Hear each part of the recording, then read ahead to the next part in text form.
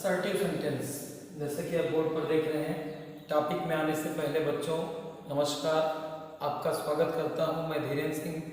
आज ग्रामर के दूसरे दिन में आपसे जो पिछली बार चर्चा हुई थी, सेंटेंस के डिफिनीशन के बारे में बताया था, सेंटेंस क्या होता है उसका थोड़ा परिचय लिए थे, और सेंटेंस के टाइप्स का परिचय हुआ था।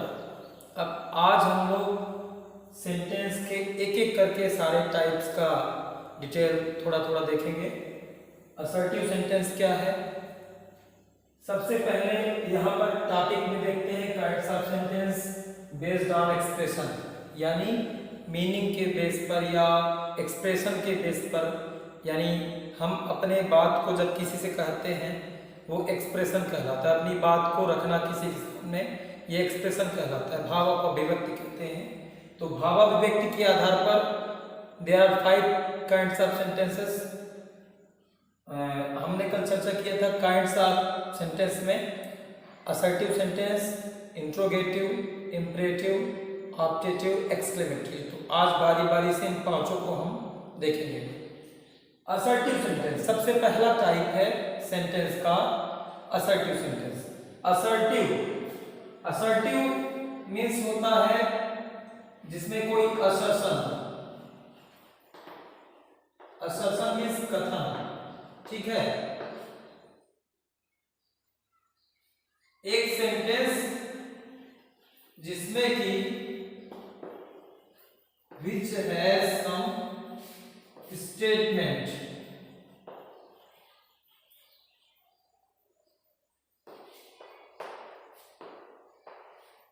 जिसमें कि कोई स्टेटमेंट हो, कोई कथन हो, किसी नाउन या प्रोनाउन के बारे में कोई बात बताई गई हो।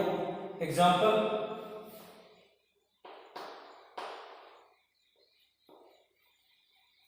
राम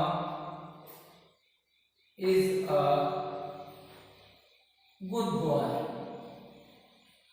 अब असर्टिव सेंटेंस में ऐसी कोई कंडीशन नहीं कि कौन सा क्या वर्ब होगा, उसमें एक सिंपल सेंटेंस होगा, है ना। ये एक बात और ध्यान दीजिएगा कि ये सारे जो टाइप बताए जा रहे हैं सेंटेंस की, ये सिंपल सेंटेंस के टाइप। अभी हम लोग कंपाउंड और कॉम्प्लेक्स की चर्चा ही नहीं करेंगे। सिंपल सेंटेंस में ही ये सारे प्रकार हैं, फिर उसके बाद जब इनको कंबाइन करेंगे तब कंपाउंड और कॉम्प्लेक्स की बात आएगी।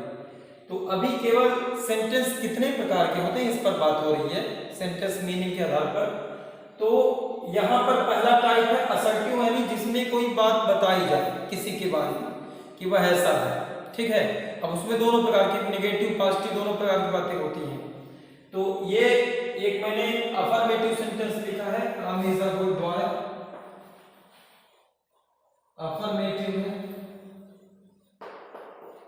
ठीक है। निगेटिव क्या होता है, मान लीजिए किसी और की बात की जाए,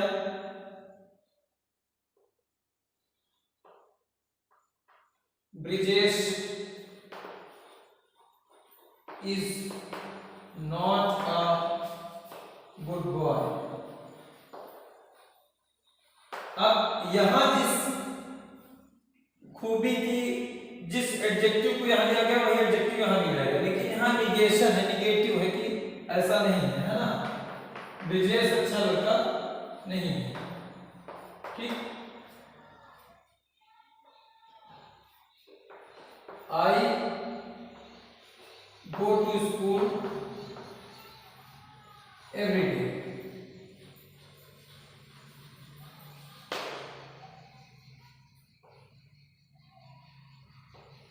She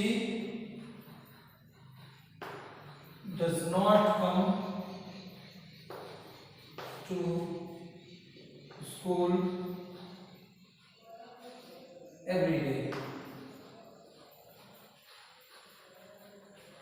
यहाँ पर आप देख रहे हैं दो अलग अलग सब्जेक्ट हैं, ये फर्स्ट पर्सन है, ये यहाँ पर थर्ड पर्सन सी है, और यहाँ पर निगेटिव सेंटेंस है। आप देख रहे हैं मैंने एक निगेटिव सेंटेंस दिया है, एक अफर्मेटिव दिया है।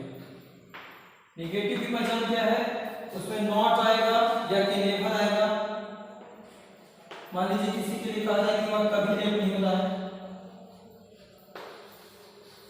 कि नेवर कम्स लेट, यहाँ पर नेवर शब्द है ना,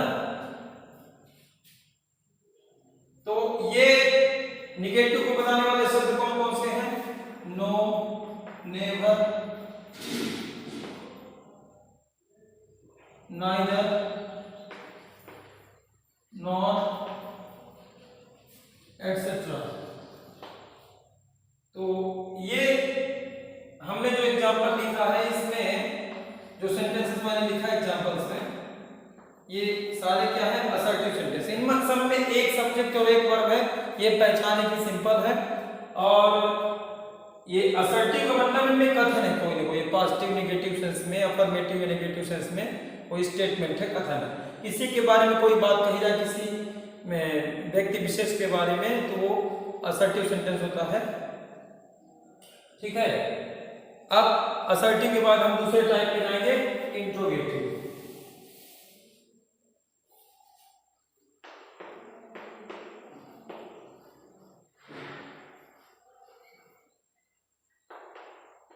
जो बच्चे ये वीडियो देख रहे हैं उनसे मैं ये कहूंगा, जैसे मैंने यहाँ इरेज करके अभी दूसरा टॉपिक लिख दिया, आप वीडियो को रोक करके और ये सब नोट कर लीजिएगा।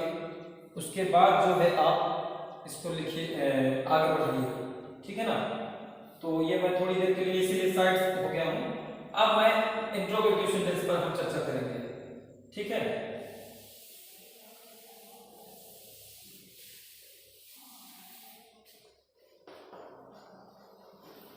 A sentence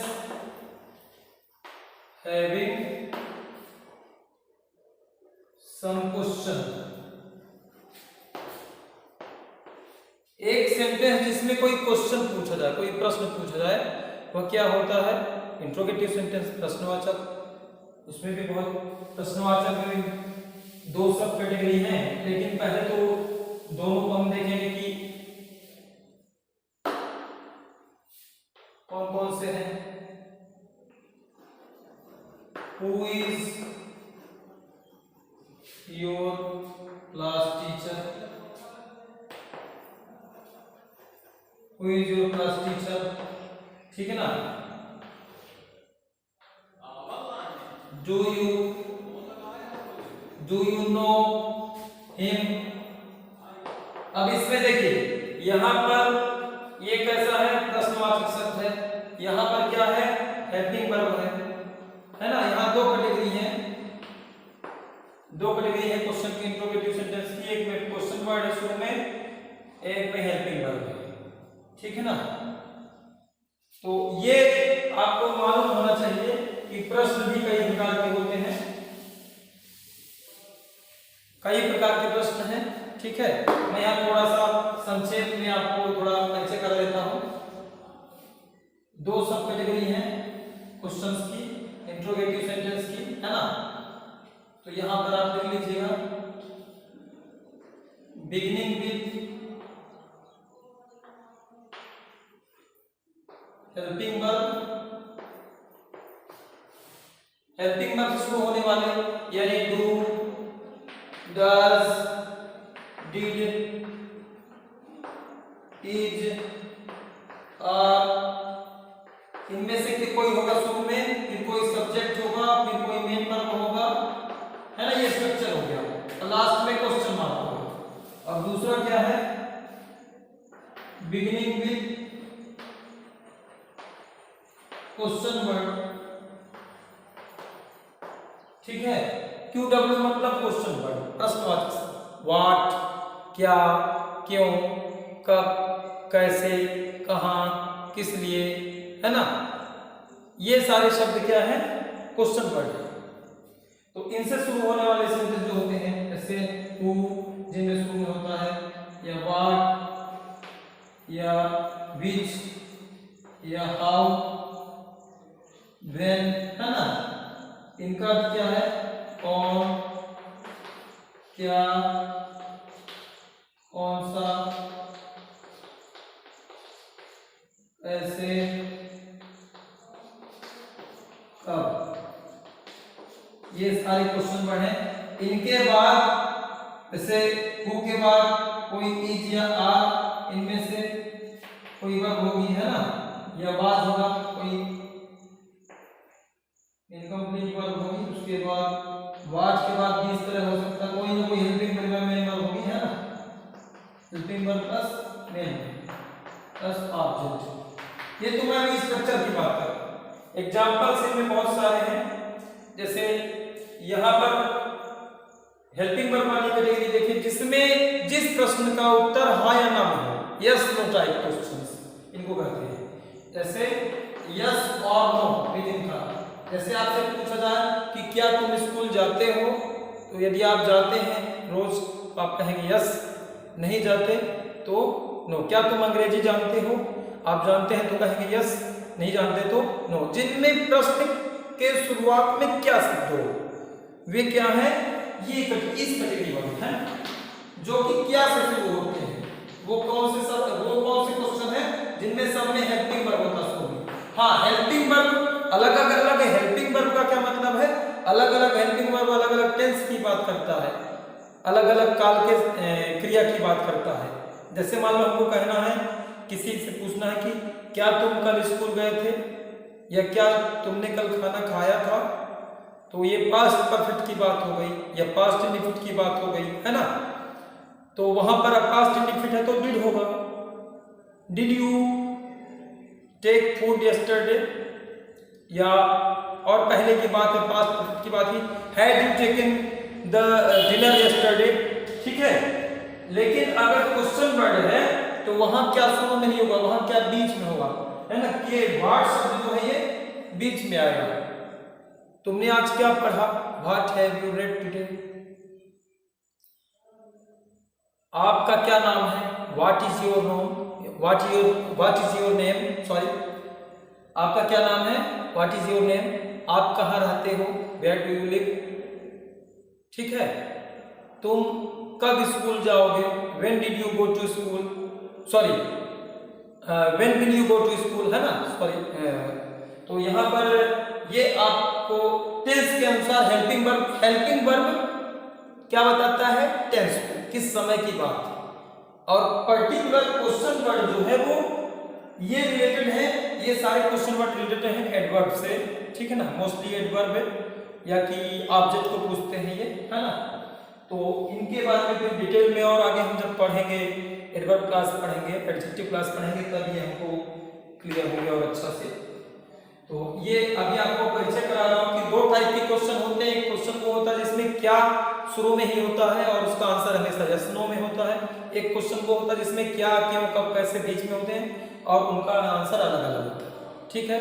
अब इसके बाद थर्ड टाइप हम लोग देखेंगे सेंटेंस का, कौन सा है, हाँ इसको नोट कर लेंगे।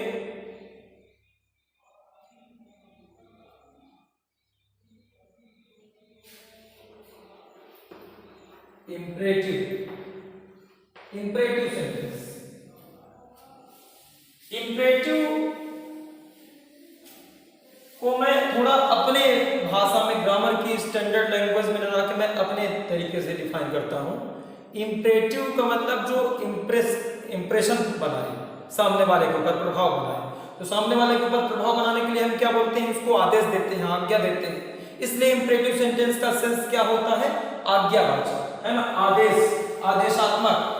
तो आज्ञावाचक सेंटेंस ही कहलाते हैं, यानी जिसमें किसी को कोई आज्ञा दी जाए, या कि एक और कैटेगरी इसमें है वो है निवेदन, ठीक है।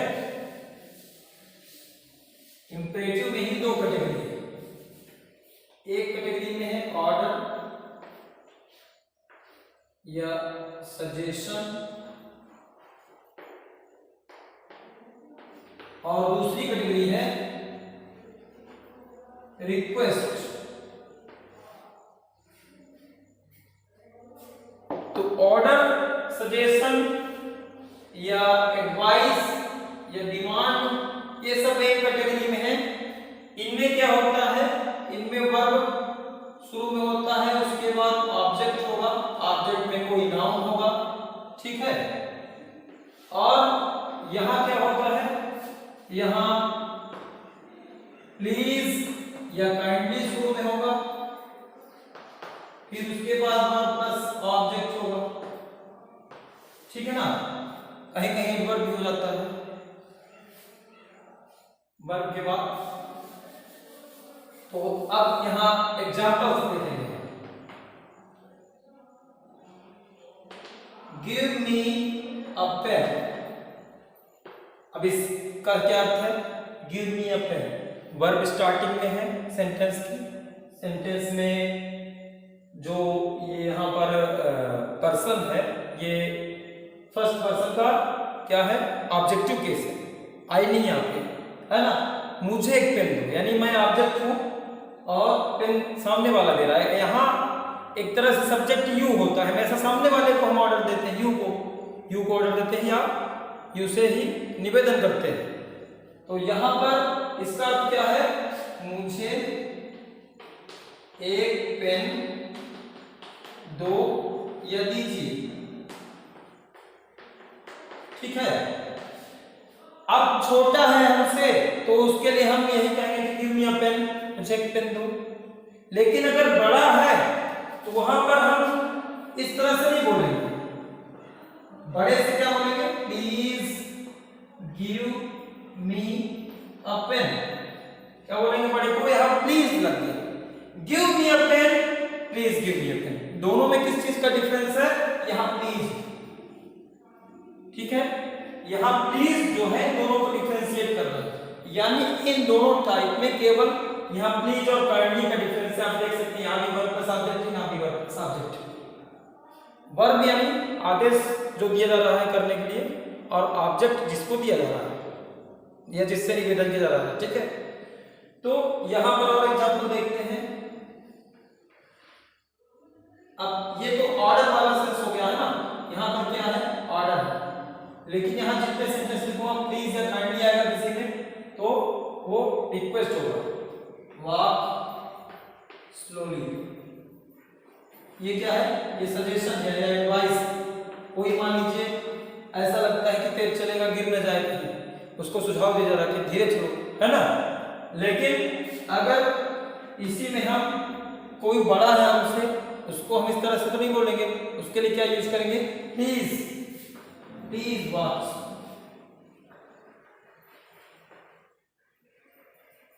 ठीक है। अब एक और देखते हैं, हेल्प मी। यहां मदद मांगी जा रही है ना, डिमांड है। लेकिन बड़े से मत मांगेंगे, प्लीज हेल्प मी या काइंडली हेल्प मी। यहां पे काइंडली भी हो सकता है। काइंडली और प्लीज में थोड़ा सा अंतर है सेंस में। प्लीज एक फॉर्मल रिक्वेस्ट को शो करता है और काइंडली जो है ये इनफॉर्मल रिक्वेस्ट को शो करता है। ये जो है कैसे रिक्वेस्ट को शो करता है? इनफॉर्मल। जब हम किसी के प्रति ज्यादा अनुनय विनय, ज्यादा झुक करके हम निवेदन करते हैं तो वहां पर हम काइंडली यूज करते हैं, कृपा करके, दया करके, ठीक है, ऐसा कर दीजिए। लेकिन जहां पर हम एक फॉर्मल रिक्वेस्ट करते हैं कि सर आप प्लीज ऐसा कर दीजिए, मतलब जो करना उसका काम है या जो उसको करना चाहिए और उसके लिए हम उससे निवेदन कर रहे हैं तो वहाँ प्लीज ही आए। लेकिन जहां पर ऐसा कोई काम हम सामने वाले से करवा रहे हैं जो उसका करना उसके बस की बात नहीं है, या कि वो कर दे तो बहुत बड़ी कृपा होगी, है ना, मतलब उसका काम नहीं है लेकिन वो कर सकता है ना, अपने अधिकार से ज्यादा करने की कोशिश करे या अधिकार से ज्यादा कर दे हमारे लिए, विशेष कृपा जहाँ पे करे, तो वहां पर काइंडली यूज करेंगे। थोड़ा सा मैं आपको सोचा बता दूं, ठीक है। अब हम इसके बाद आ जाते हैं, सॉरी ये थर्ड टाइप था, तीसरा टाइप था ये इंपरेटिव का, इंपरेटिव सेंटेंस जो है। अब इसके बाद अगला टाइप है, इसको एक बार आप देख लीजिएगा और वीडियो को पास करके इसको नोट कर लीजिएगा। और इसमें बहुत सारे एग्जाम्पल हैं, बहुत सारे उदाहरण हो सकते हैं। आप ग्रामर की बुक से कंसल्ट करके इसको अध्ययन करिएगा। अभी हम आगे इस पर चर्चा आगे भी जारी रखेंगे, ठीक है।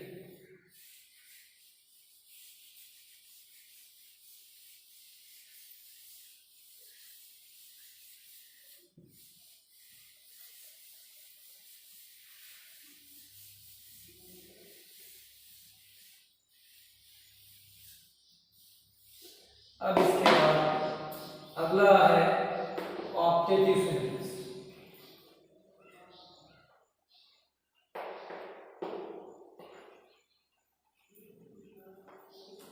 Optative sentence, इच्छावाचक।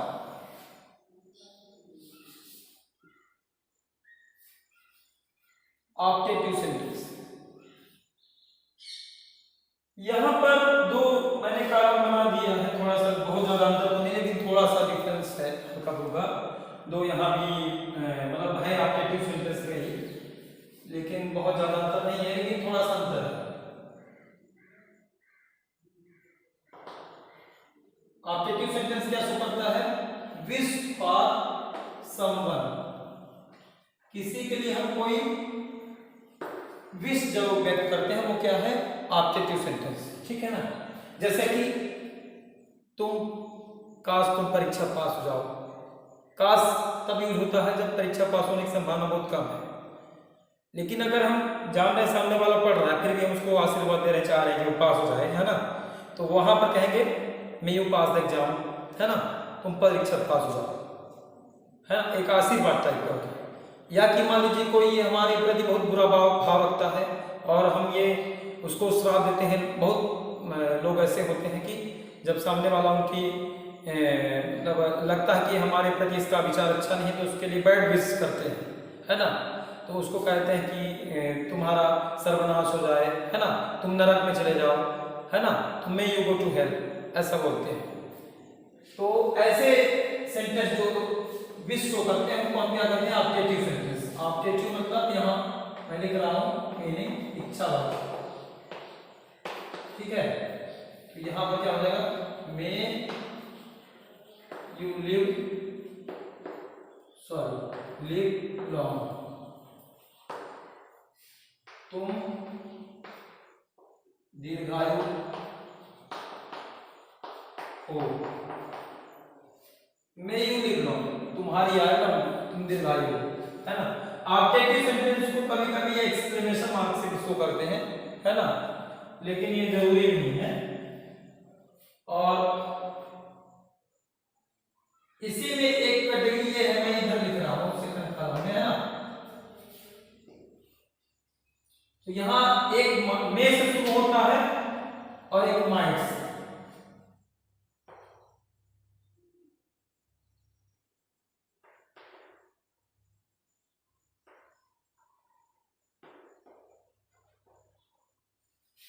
For a difficult, impossible तो नहीं कहूंगा, फॉर अ डिफिकल्ट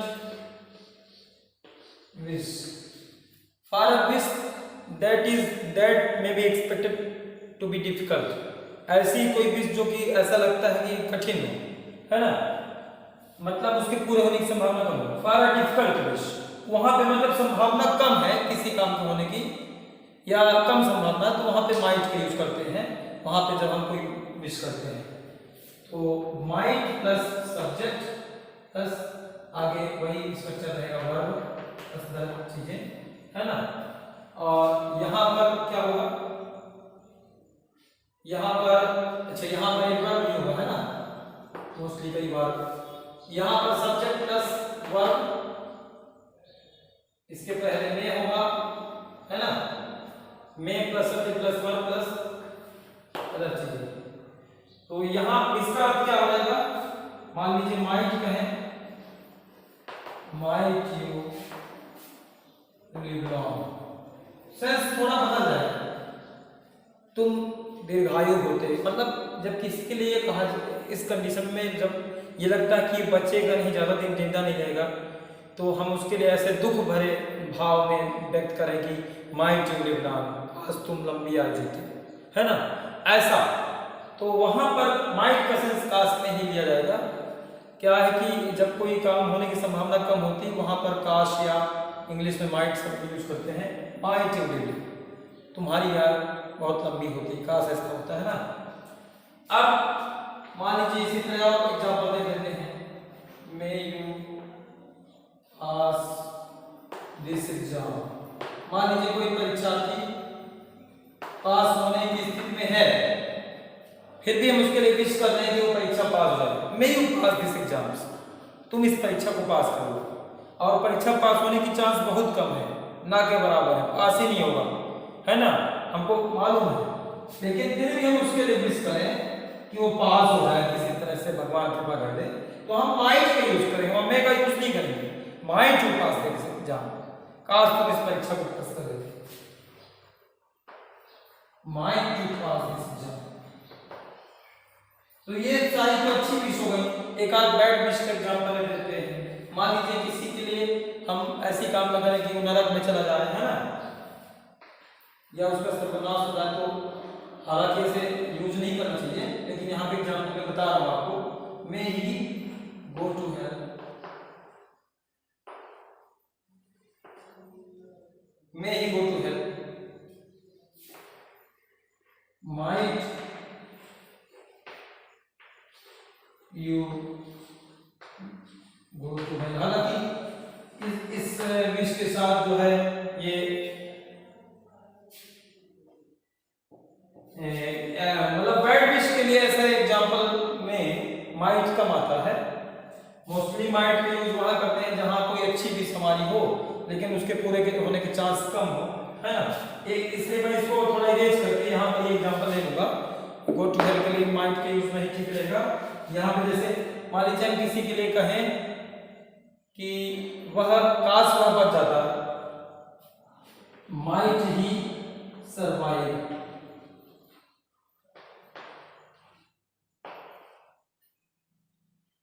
ठीक है ना। माइट ही सर्वाइव, काश वह बच जाता, जिंदा हो जाता, ठीक है ना। तो इसको आप लोग थोड़ा सा देखिएगा, एप्टीट्यूड सेंटेंस है ना। अब इसके बाद अगला है एक्सक्लेमेटरी। लास्ट सेंटेंस का टाइप है exclamatory.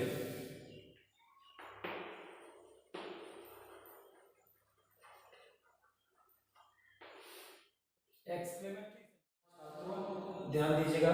Fifth type exclamatory sentence, a sentence showing sudden feeling of Joy. एक वाक्य जो कि प्रदर्शित करता है, व्यक्त करता है। सडन माने अचानक, अचानक फीलिंग यानी भाव। अचानक हमारे अंदर कभी कभी हम व्यस्त रहते हैं काम में, अचानक कोई भाव आ जाता है। अचानक हमने कोई दुखद खबर सुनी, दुखी हो गए बहुत ज्यादा। अचानक हमने कोई बात सुनी, अचानक गुस्सा आ गया तेजी से। अचानक हमने कोई बात सुनी और बहुत खुश हो गए, कोई ऐसी खुशी वाली बात। या हम किसी जगह कहीं बाहर गए, घूमने गए, कोई ऐसा सुंदर स्थान देखा तो हमारे मुंह से निकल गया, अरे कितना सुंदर जगह है। तो ये सारे शब्द, ये भाव एक्सक्लेमेटरी यानी विस्मय, आश्चर्यबोधक।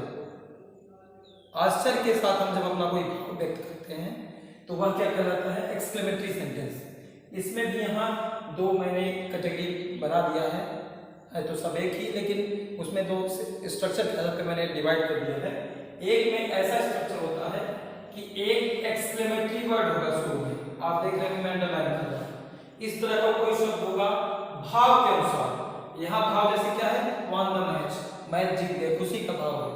तो यहाँ हुर्रे, खुशी व्यक्त करने वाला एक शब्द, इसका कोई अर्थ नहीं है लेकिन ये यूज होता है ना, खुशी व्यक्त करने के लिए। आई फॉरगॉट माय पर्स, मैं अपना पर्स भूल गया। अरे होटल में पहुंचे, खाना खाए, बाद में जब बिल पेमेंट करने का हो तो जेब में हाथ गया तो पर्स ही नहीं, तो वहां पे क्या अफसोस न जताएंगे, चौंकेंगे ही ना। तो क्या कहेंगे आप, ओ आई फॉरगॉट माय पर्स। क्या करें, ओ माने अफसोस, ठीक है।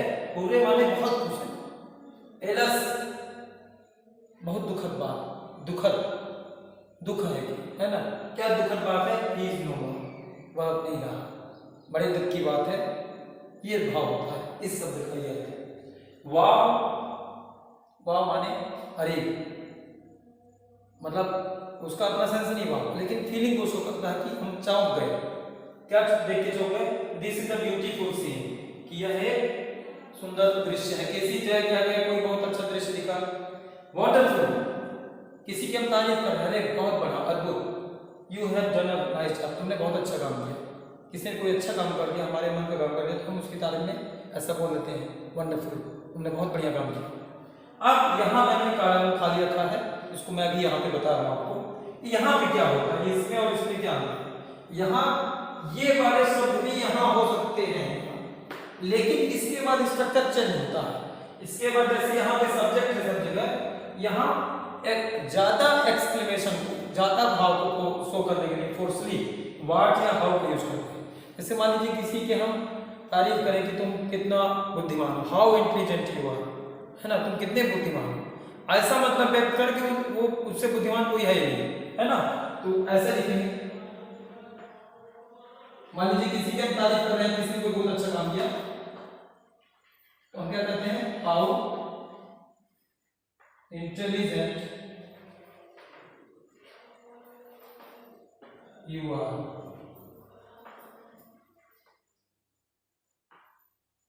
हाउ इंटेलिजेंट यू आर, अद्भुत, तुम कितने बुद्धिमान, कितने होशियार हो। ये ध्यान देना है कि व्हाट या हाउ में से कोई एक आएगा और उसके बाद ए या एन एडजेक्टिव जो है ये केवल व्हाट जब आएगा तभी यूज करेंगे, है ना, नहीं तो इसका काम नहीं कोई। व्हाट जब आएगा तभी ए या एन का यूज करेंगे, मोस्टली हाउ के साथ ही इनका यूज नहीं होगा, एडजेक्टिव कोई आएगा तब, है ना। और नाउन, है ना, नाउन का यूज होगा, नाउन या प्रोनाउन, सॉरी यहाँ पे नाउन या प्रोनाउन हो सकता है, यानी कोई पर्सन होगा यहाँ पे यू, जिसके लिए जिसकी तारीफ की जा रही है, यहाँ पे आएगा लास्ट, पहले हाउ या व्हाट, फिर एडजेक्टिव वर्ड, फिर जिसकी तारीफ कर रहे हैं, फिर वर्ब। अब दूसरा, wow, what are beautiful place,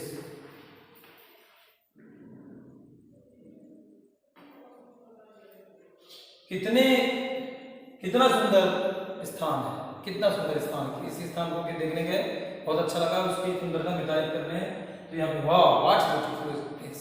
हम लोग क्रिकेट की कमेंट्री सुनते हैं, उसमें क्रिकेटर जब बैट्समैन बहुत अच्छा शॉट लगाता है तो commentator what a beautiful shot he played, कितना अच्छा शॉट उसने खेला।